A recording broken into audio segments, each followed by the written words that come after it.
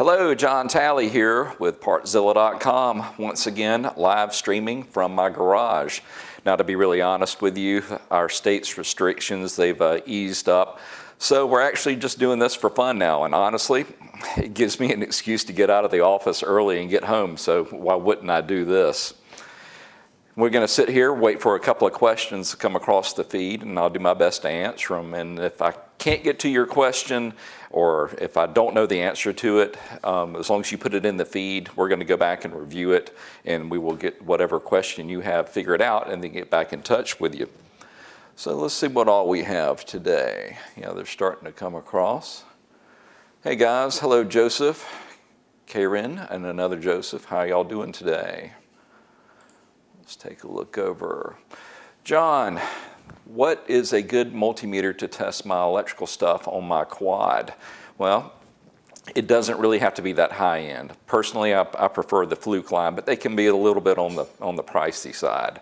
We actually carry a couple of different ones on Partzilla.com that don't cost that much, and really it'll do what needs to, it'll get you the basics accomplished. The one thing you do want to make sure it can do, other than your regular voltage and amperage and resistance, make sure that it's got a arrow with a line on the end of it. That is actually what you would use to test diodes. And that can be very, very useful when you're trying to figure out, well, maybe if your machine is not charging properly. And if you're trying to figure out what's not starting, well, we've got several videos in our arsenal that'll walk you through on various machines, some of the basics you want to look for, whether it may be a fuse or a starter solenoid or the starter kill switch for that matter. But I can walk you through the best ways to isolate those and run them down, because the electrical stuff, it can be a little bit tricky.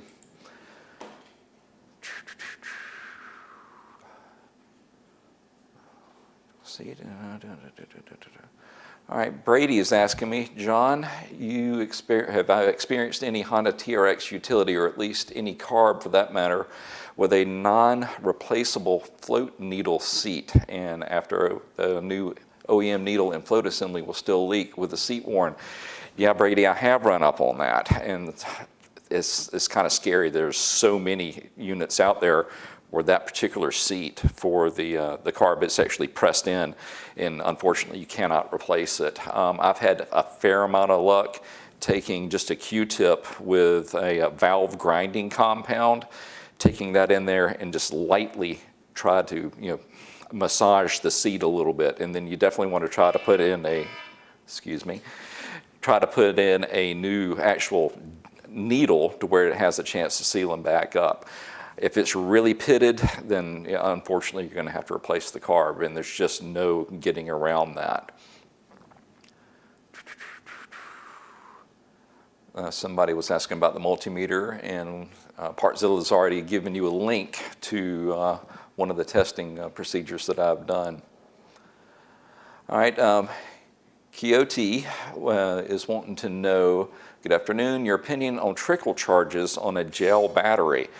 Well, so long as it is a higher quality smart type trickle charger or a smart charger, and it can actually sense when it's a gel battery, then it shouldn't be a problem at all. As long as the charger is smart enough to know whether it's attached to an AGM or a gel, or even now you're running into some lithium ion batteries that are being installed on machines. As long as it's able to do that, it won't be a problem. And I know Battery Tender has several different chargers that fit into that category. But if you're having trouble figuring out which one's best for you, why don't you give us a call and we can direct you to the exact model number that's going to work for your application.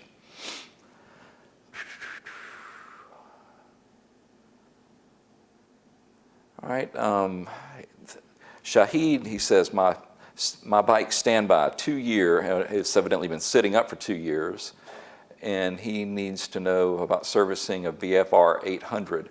I haven't actually done a video on a VFR 800, but you're going to go through this, the basics. If it's been sitting up for 2 years, you're going to have to focus in on the fuel system, no doubt. The tank's going to have to be cleaned out, flushed, and then you just have to start going through the fuel system itself. On that one, I can't remember if it's carbureted or if it's a fuel injected model. Either way, You're either going to A, have to go through the carburetor, or B, go through the fuel injectors and get them cleaned. And we do have a couple of videos showing you how to do that using a Motion Pro cleaner.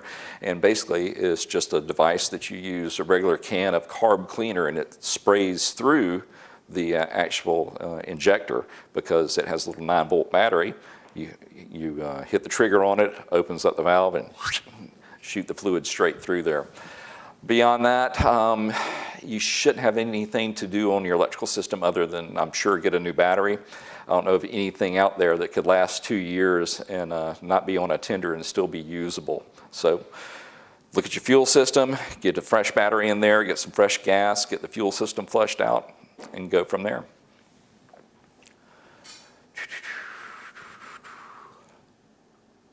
Yeah, and they just showed you where to look to get the to use that fuel injector cleaner.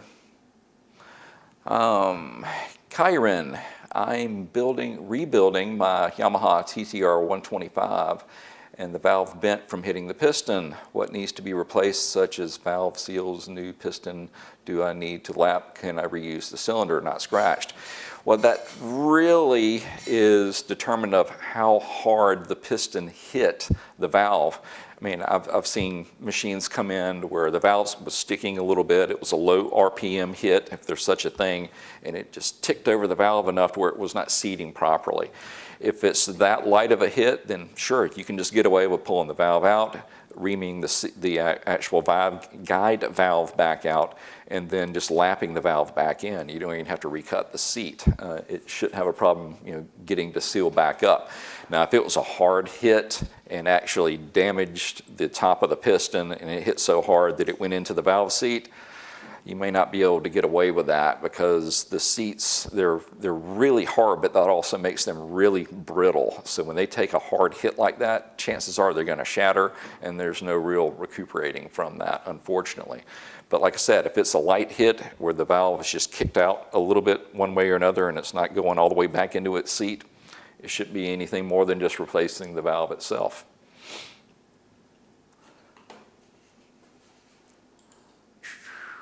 All right, next one said somebody needs to adjust their valves. Do you recommend doing them cold or heat the engine up first? What is the difference? Well, you definitely want to do it with the engine cool, because that is when the manufacturers, when they set the specifications, they did that on a cool engine. And there's a reason for that, because as the engine heats up, it expands. And let's face it, you're going to carry it to 150 degrees and try to work on an engine 150 or hotter, and then it's actually going to change in between when you start and it starts to cool down and when you finish. No, you definitely want to do it at right at room temperature. And if it's a little bit colder, that's okay. It's only going to shrink down so much. So if you're trying to do this during the winter, it's not like you have to bring it up to a minimum checking temperature. But just whatever your room temperature is, whatever you're comfortable in, it should be fine as well.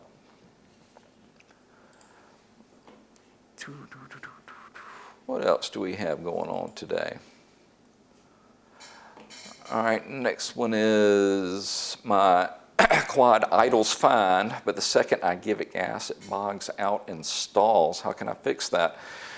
Well, it sounds like your carb is going to need to be cleaned, but yours is actually doing the opposite of what I would expect if it's been sitting up too long. Typically, when a carb sits up, it tries to gum up the actual idle jet, and it typically doesn't want to idle, but it will take wide open throttle. Yours is actually doing that in reverse. So that tells me there's probably something that's been pulled up inside of the main jet, because it is the larger of the two. It may not be because it's sat up for so long, but you may have some debris that got into your fuel tank via a dirty gas can that you used, and it's pulled up whatever was down in the bottom of it, and it's lodged on that main jet. So pulling it off the machine, breaking it down, and making sure that you clean out that main jet, which should take care of the problem. All right, what else do we have today? All right, Kyren just responded back. It was just the slightest, this is the guy with the bent valve. It was the slightest bend, tiny crack, and I can tap the valve and it will seal. The guide looks fine too, not bent or cracked. Do the springs or seats need to be changed too, or no? I would say no, that they do not, because you're describing a very, very light hit. So, but you would want to make sure that you clean out the valve guide itself, because there was a reason that valve got hit. It was not closing all the way or fast enough, and that allowed the piston to hit it. So clean out that valve guide, re-lap it in with some lapping, the new valve in with some lapping compound, and you'll be good to go. We've got several videos on multiple different units where I show you how to go through the lapping process. Really easy to do, so don't be afraid of it.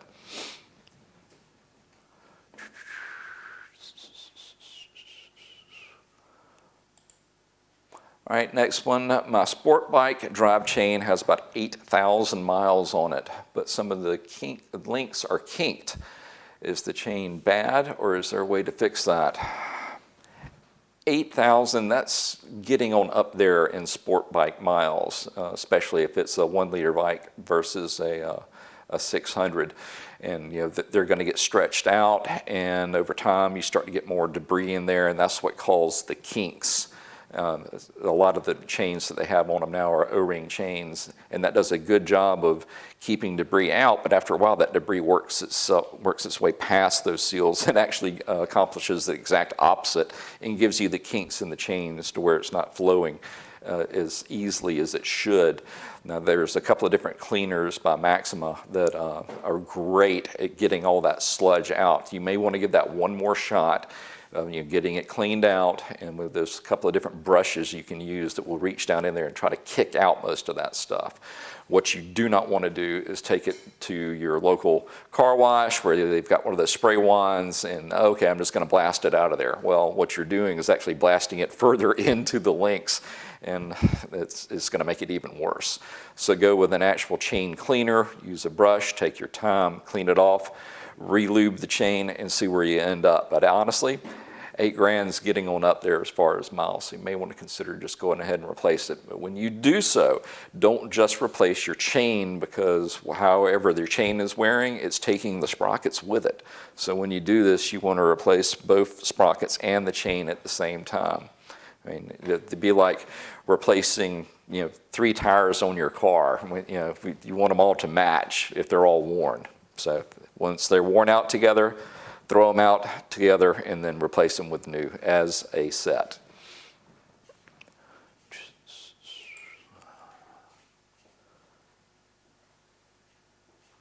Hey John, here's a question. What is your favorite job to do on an ATV or bike? Well, honestly, riding them, if I want to consider that a job. But the funnest thing as far as a project that I do on them, I like to tinker with the suspension to get it to ride and handle the way I want to, depending on how I'm using the machine. I mean, a lot of, I'm into side-by-sides now. They say with age comes a cage. There's a lot of truth to that. So when I'm out at the dunes, I set up the suspension to handle a certain way. When I'm out on the trail and doing like a GP course, then I want it to be a little bit sharper and I want it to handle a little bit different. So I adjust for each situation. And it's an easy thing to do and can make it a lot more enjoyable experience. And a lot of people overlook that, hey, I can change this up and completely change the characteristics of a machine. That sounds like a video that we need to do on site somewhere. So I'm going to put that one on the list.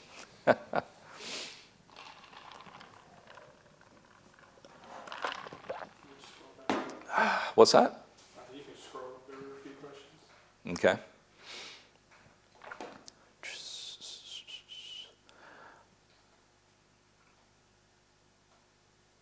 All right, Kai Wren asking me one more question. It was the exhaust valve and has a lot of carbon buildup. The timing was correct. I had read something about sticky fuel residue can cause that to stick. Oh, that's absolutely the case, and that's why I was telling you to go ahead and clean out the valve guides themselves. Otherwise, you cram in a new valve, and if it's got a dirty guide that it's going into, it's just going to happen again. And of course, you will replace the valve guide seals as well, because evidently they are starting to wear out if they haven't already worn out, and that's what's allowing that residue and that soot to get up inside the guide itself and to make that valve stick. And consider yourself lucky that it only bent it slightly and didn't drive it through the top of your piston and then through the head, cracking it. That would have made a big mess.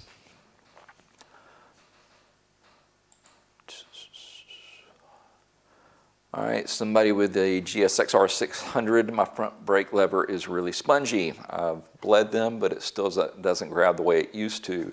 What can you do to fix this? Well, there's three basic parts of the brake system, and you need to look at all three. The first is look at the condition of your brake pads themselves and the contact that they're having with the brake rotor. If the brake rotor is really slick feeling, like it has a glaze over it, you may have overheated them, and when you did so, it glazed up the disc as well. Now, getting that glaze off is not an easy process, and you may end up just wanting to replace the pads and the disc itself. Now, if your disc and the pads look like they're supposed to do, still kind of a little rough looking, then they should be okay. The next thing you want to look at is your actual master cylinder. Typically, if that's where I head, if it doesn't feel like it used to, you grab and it has a spongy feel to it.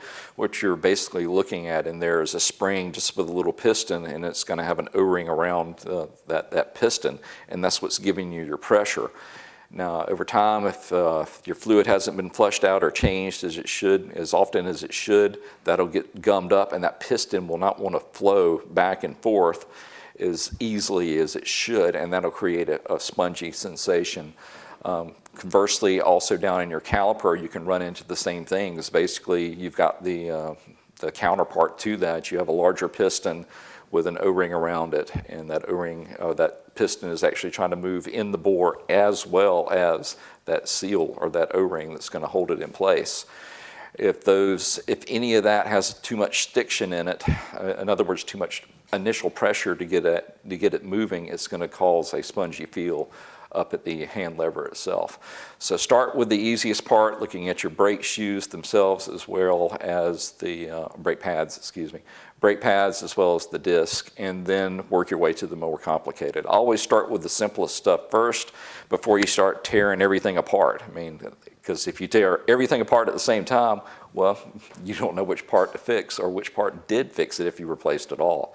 So just do one component at a time and work your way through it. What else do we have here?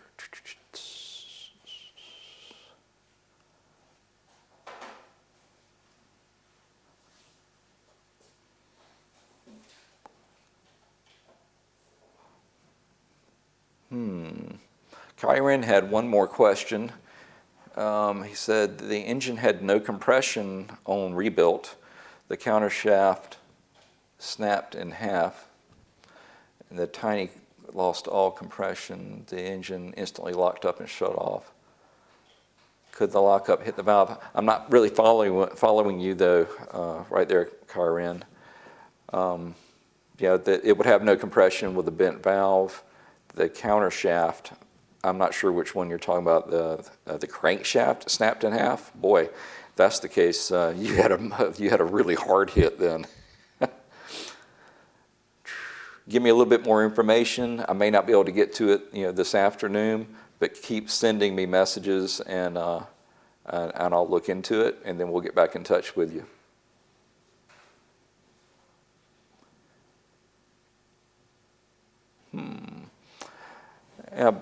Bradley's making a comment that I think you're all reading. Speaking of change, I think it would be good to mention to explain that MX bikes do not need to have O-ring chains. O-ring chains are wider than standard chain and tend to rub and dig into the cases. Yeah, that can happen. A lot of the machines, when they're first designed, they have a certain chain width that they find acceptable because you're going to have a certain amount of walk that the chain is going to do as it wears. And if you go from a standard chain, which the machine may have been designed for, to an O-ring chain, it's going to make it a little bit wider, and as it starts to wear, it's going to walk over closer to that case. And guess what? You just opened up your own machine shop, and that's going to end poorly if it goes all the way through the side of the casing. So keep that in mind when you're replacing the chain and sprockets. You want to make sure that the width, whatever style chain was on the machine, you need to make sure that you go back with that same width. Otherwise, you risk damaging the cases. So he was definitely correct on that.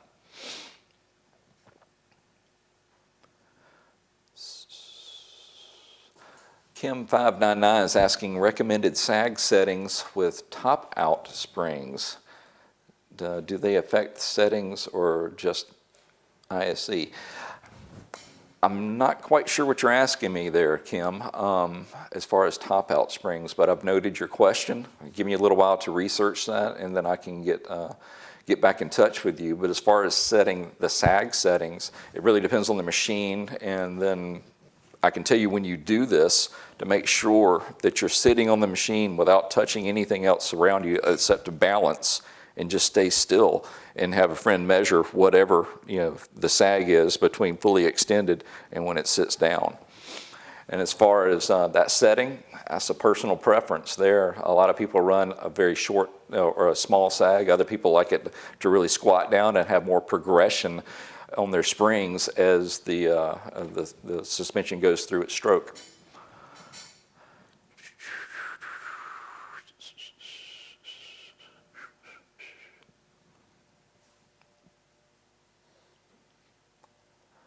All right, Jixer Rob is asking me, what do you think of doing the 520 conversion on a 2006 ZX10R?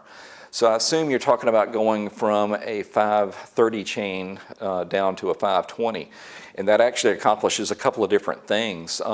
Because the 20 is a more narrow sprocket or more narrow chain and a more narrow sprocket, you have less rotational weight.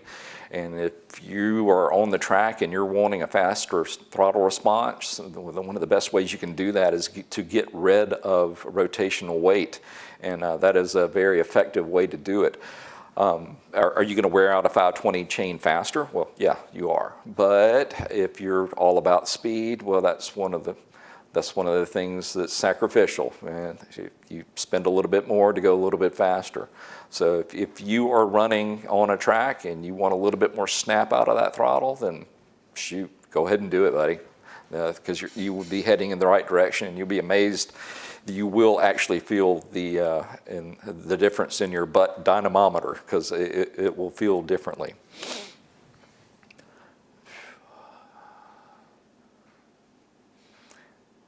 CC de la France. Hello, Nicholas in France. What time is it over there? You must be bored.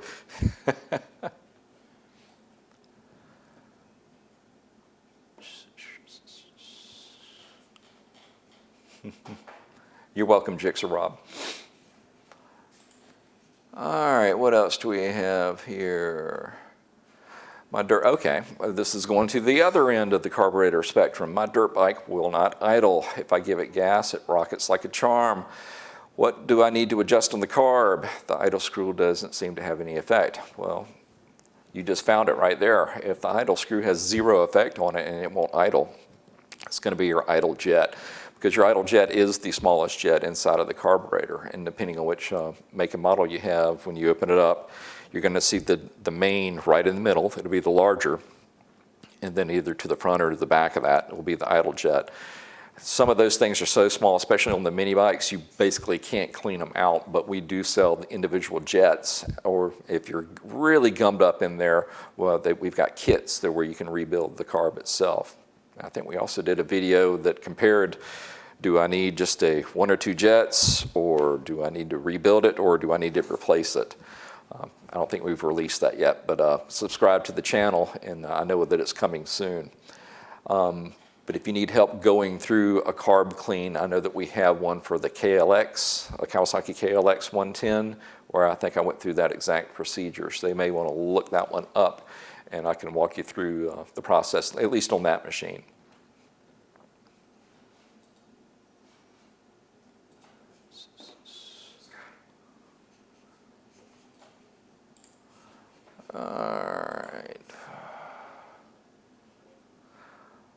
All right, Devin wants to know what would cause a 400EX to blow a head gasket. Well, there can be several different things that can lead to that. I would actually want to know, is it a stock build, or has this been an aftermarket build with maybe a higher compression piston? But what typically leads to a head gasket failure is potentially overheating. And I realize that the 400EX is air-cooled, but what will break down and cause excessive heat is if you have not changed your oil on a regular basis, and or it has not been checked and it is starving for oil and hence overheating the top end. That could definitely bring an early demise to a head gasket. I can tell you when you go in there, the 400EX is a fairly forgiving machine. So as long as the cylinder is not too far worn out, you should be able to just bore it, pop in another set of rings, or hone it, put in another set of rings, and just have the machine shop resurface your head. And don't forget to ask them to do the cylinder as well. Once you do those two things, make sure you torque it down correctly, and you should be good to go. All right, what else do we have here?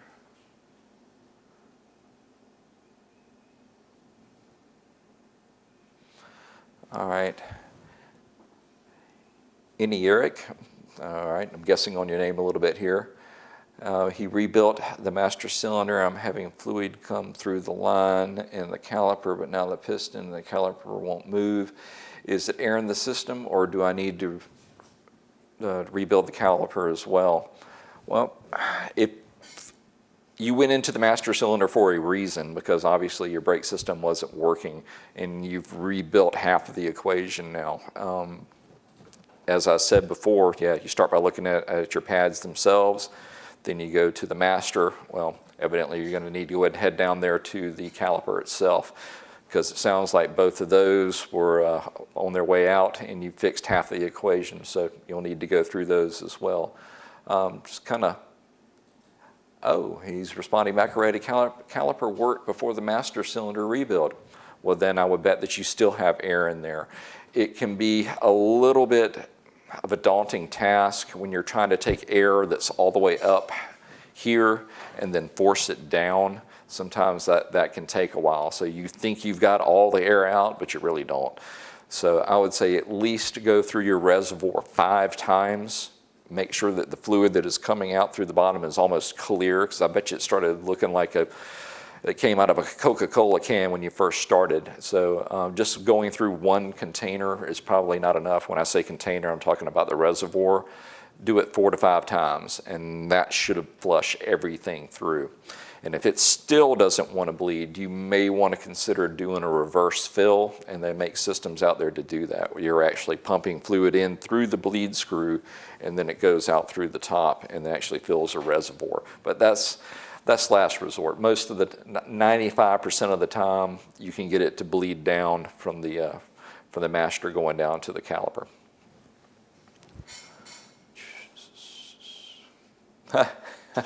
Jixer has another question for me. I have an unrelated motorcycle question. What brand glasses do you have? I'm a mechanic and find my glasses always sliding down when I work on cars.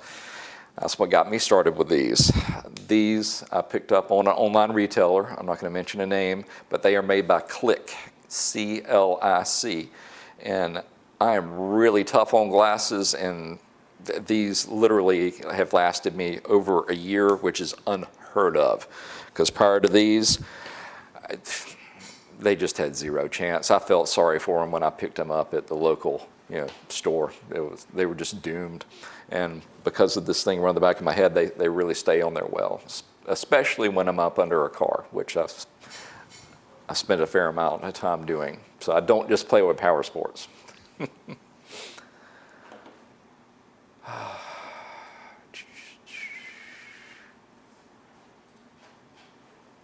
So what else do we have for me today, kids? And I'm older than most of y'all, I bet, so I can get away with saying that.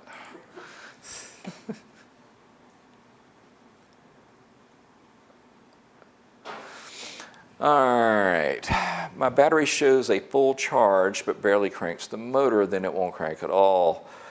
The dealer said I needed to do a health test. How does that work? Can I do it at home? All right, when you say the battery has a full charge, I assume that you've put a multimeter on it and it read north of 12 volts. Well, Batteries will lie to you as far as what their health is, and the dealer is correct. You can charge up a battery and it's going to give you I don't want to say a false voltage, because it actually has that amount of voltage, but what it is lacking, if it's an unhealthy battery, is the necessary amperage behind that voltage to actually start your machine. And if it tries to start your motor once or twice and then trails off really quick, your battery is pretty much done. Now, they make testers out there. We actually carry one from Yuasa, and it is battery specific. You actually scroll through, and we've done a couple of different videos on this. Scroll through, you choose your battery, and it puts a load on the battery that's designed for whatever amp rating, the amp hour rating that battery is set up for. That's the only real way to know. Now, that may be a little too pricey for you, but go take a look at it. It's made by Yuasa. Take a peek at it, and then make a decision from there. Well, it'll tell you how to do it. So what else do we have here?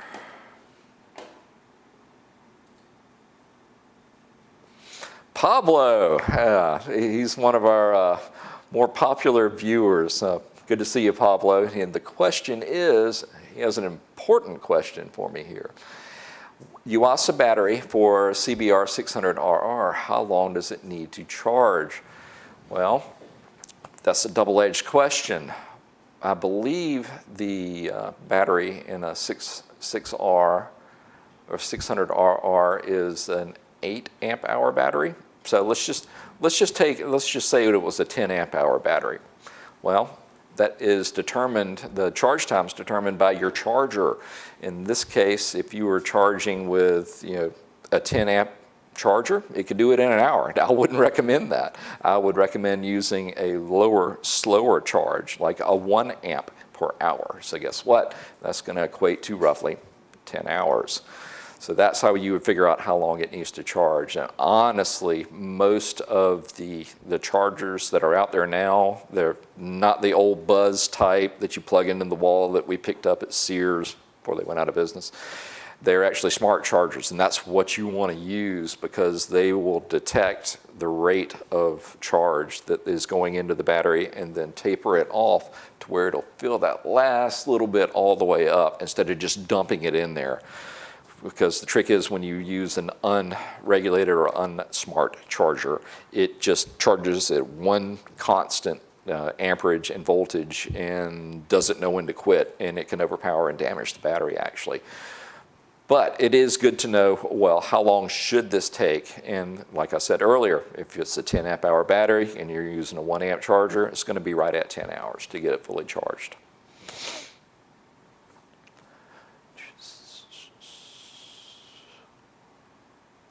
All right, Will to Power is asking me, hey John, love your videos, thank you.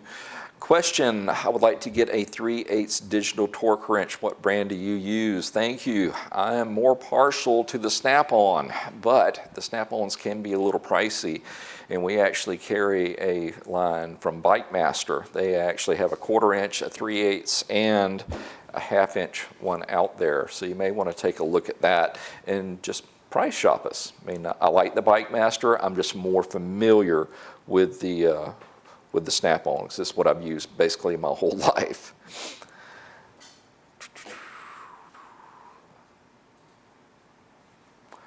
All right, Fortnite or die. All right, would it be very expensive to rebuild a 07 R6 engine? Bike was running when disassembled. However, I'm fully rebuilding, and I'm thinking of going the extra mile and overhauling. The individual parts are not super expensive for it. We actually did a very comprehensive build on an R6 engine about 3 or 4 years ago. It actually, you're gonna love this, it ended up in a Formula SAE car, that particular car right there. But I basically took it all the way down to the crankshaft and built it all the way up. And we actually did a 636 Wiseco kit on that. Now that was a little bit pricey, but the actual components to go through just for a refresh, the gaskets, they're not that expensive. So go through our site, look at our different exploded diagrams, and just build up your cart and see where you end up. I think it'll surprise you. It won't be quite as expensive as you were thinking. And on that particular engine, yes, I can walk you all the way from the crankshaft to the spark plugs on that one. So check out the video series on it.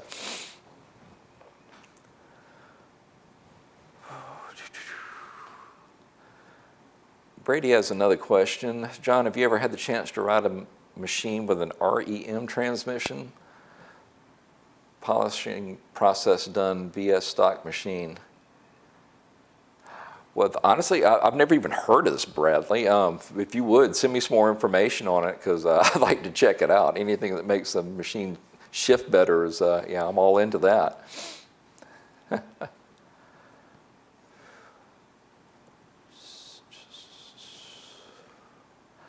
All right, Keenan is asking me, John, I have a 05 GSX-R 1000. My push rod seal is leaking. Have you replaced one before? My research is telling me that I have to crack the motor to replace the seal and the push rod. Any ideas? I'm not super familiar with that particular year engine. I would have thought the push rod, if we're talking about the push rod or the push for the clutch itself, that should be a separate casing there, so you shouldn't have to crack the engine apart for it. Maybe I'm not following exactly which part you're talking about. Once again, we're about to run out of time, so but I've noted your question. Let me do a little bit more research and then I'll respond back to you.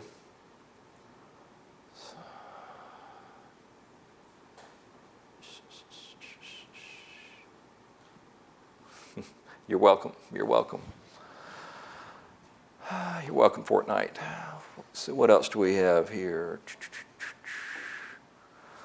Well, guys, we actually went a little bit further than I usually go, so I'm going to get ready to sign off. But if I didn't get your question, if I missed it, or if you came on after we've already finished, go ahead and leave us a question. If we don't answer in between now and next week, I will maybe start off next week with your question and get it answered as I'm waiting for people to show up. Well, listen, this has been fun yet once again, and we just want to say thank you for coming by, checking us out. And if you have any questions or comments, leave in the section below. We'll get to them. And if you have any trouble, navigating the site, give us a call. We'll be glad to direct you in the correct direction to pick up whatever part you need for your machine. But I will ask, as we are going through this coronavirus pandemic, please be patient with us, because I promise we are getting packages out just as quickly as we can, and everybody's busting their butts over there. We're working as hard as we can to get all this taken care of. But be patient with us. We appreciate you dropping by, and we will see you next week on Friday at 3 o'clock one more time, God willing. Y'all have a great weekend, a great week, and we will talk again then. See you later.